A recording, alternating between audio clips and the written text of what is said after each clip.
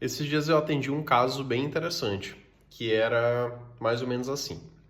Um amigo me contou que o pai dele mora numa casa que vale mais ou menos 1.200.000 reais. E que esse pai comprou essa casa há mais ou menos uns 20 anos, 25 anos atrás, e foi a casa que ele nasceu e se criou praticamente. Todas as memórias que a família tem são dentro daquela casa. E ele comprou, obviamente, essa casa não por 1.200.000, mas por uma fração de recurso que era infinitamente menor do que é hoje. E essa casa acabou valorizando na medida que o tempo foi passando. E essa casa é muito grande porque teve que criar ali 2, 3, 4 filhos. Mas na medida que o tempo foi passando, hoje os pais são mais velhos, já estão com seus 65, quase 70 anos, e a casa ficou muito grande, dando uma manutenção muito cara para casa. E os filhos casaram, foram constituir suas próprias famílias e ficou somente o pai e a mãe morando nessa casa maior e que vale esse recurso.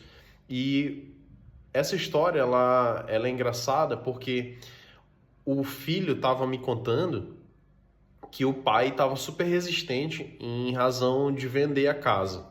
E para mim parece muito óbvio essa tomada de decisão, que é você mais velho, sem nenhum tipo de liquidez, uma aposentadoria talvez pequena, né?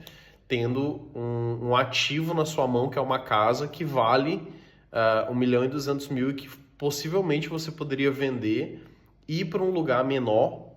E a diferença do valor da venda para o valor de uma casa menor, você poderia aplicar esse dinheiro e esse dinheiro poderia complementar essa aposentadoria pública que você tem.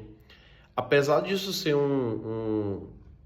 uma ideia um pouco óbvia de que se você tivesse essa casa, a maioria das pessoas possivelmente pensaria nisso, para ele não parece ser tão óbvio, porque foi a casa onde ele nasceu, criou os filhos e não quer se livrar dessa casa, não quer vender, tem um apego super emocional àquilo ali. Então é engraçado o fato de que as pessoas se apegam emocionalmente a um bem e não se apegam ao que aquele bem pode proporcionar, que seria liberdade, seria a opção de viver melhor essa fase de vida que seria a fase agora de aposentadoria e velhice. Então isso é um relato que acontece todos os dias, eu escuto com frequência isso, que são as pessoas terem coisas e não conseguirem vender essas coisas em razão de ter uma vida talvez um pouco mais flexível, uma vida um pouco mais livre com liberdade.